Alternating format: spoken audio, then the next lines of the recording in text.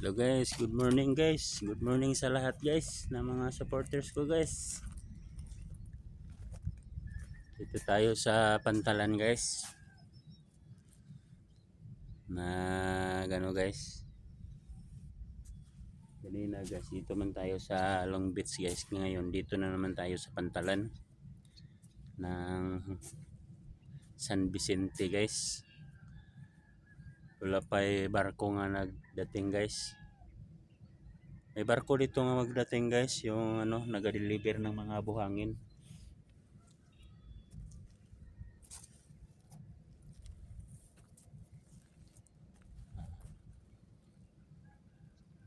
Wala na rin nila repair itong guys. Pantalan.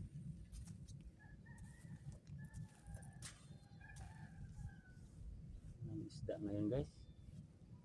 Minsan may mga balo dito guys nga guys. Mag palutang-lutang. Nakakuha ako ng balo dati dito guys. Nagkawil ako. Guys.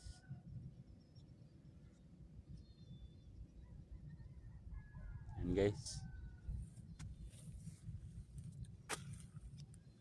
Service natin guys. Oh, motor lang guys. Motor. Motor lang ta guys. Para makita din ninyo guys kung kaganda yung guys. Yung bayan ng San Vicente guys. Ito. Yung mga isla guys, kita ninyo yun doon guys. Oh. Isla.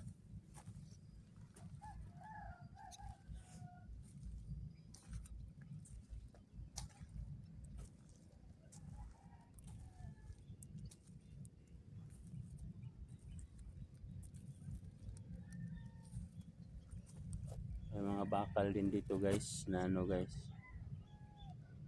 para latayan guro ito ni guys sa guys, na pangit itong Pantalan guys kasi ginatambakan nila guys ng lupa, simento man to guys, itambakan nila ng lupa para nga kung maghakot ng grabas o kuan buhangin yung mga dump truck alira.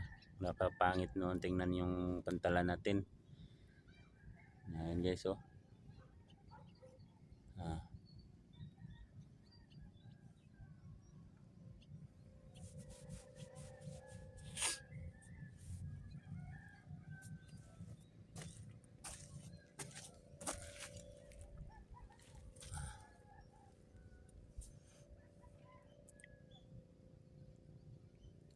Pahinga-hinga muna tayo dito guys. Magpahangin-hangin muna tayo sa kuan guys, Pantalan guys. Pero mas maganda dito guys sa Pantalan guys. Istambayan kasi walang mga ngik-ngik na mga gat. Kanina marami akong kinagatan dito guys oh, sa Long Beach. Iwan ko bakit kadami mang kuan doon. Kadaming ngik-ngik sa Long Beach. Kapangagat talaga guys doon. Pero dito guys sa Pantalan wala guys. Doon lang talaga sa Long Beach guys. Grabe ngik-ngik talaga. Di talaga ikaw pagka guys, pag kuan ka doon sa Long Beach guys, pagdating mo doon salubungin ka sa mga ngik-ngik. Pero ang ganda naman doon. Magkuhan ka na lang ng guys, panglaban ng ngik-ngik guys, yung ngik-ngik para di ka makagat.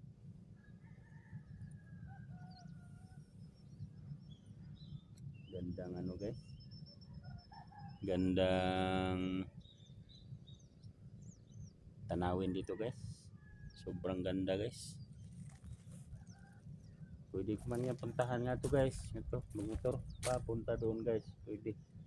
Wala naman akong trabaho ngayon, gusto ko nga doon guys, yung murag na ay medyo gibak ho guys, yung landfill yan, pwede ko yan puntahan dyan, maganda yan. Pero kumain muna ako guys doon sa bahay, Uwi muna ako doon. Kasi parang ano eh, parang hindi pa yun nakagising yung anak ko guys. Well, hindi pa nakaluto guro. Mag-uwi na ako ngayon.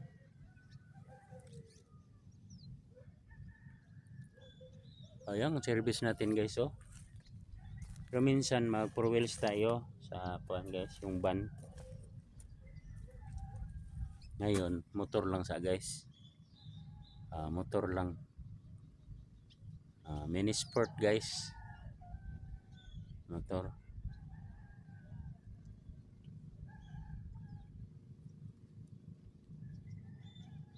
Pero muntik ako nadiretso sa dagat guys. Ikalalim pa naman to. Ipantalan. Diyan ang barko magtambay guys. Tapos muntik ako nakadiretso guys. Kasi wala palang foot brake. Hindi na sa uli yung ano guys. Hindi na sa uli yung ano. Buti na lang may handbrake. Yung mekaniko guys. Tingnan ninyo ang akong kan guys. Aking brake guys. Yan guys oh. Guys. Yan. Wala.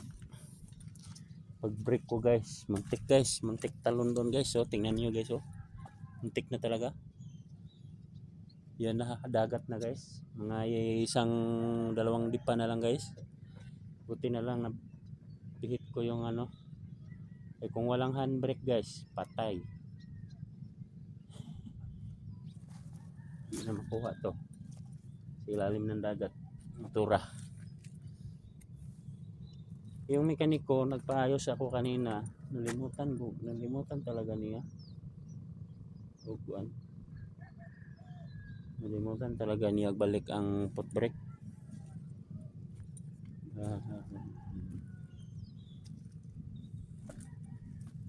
Antik ako. Paano na ito maglangoy? Ano? Kalalim-lalim nito. Mga 20 kadipa to. Ito guys.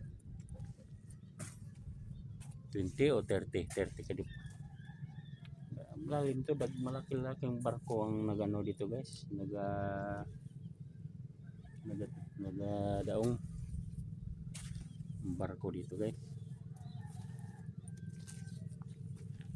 Kasi ang karga buhangin.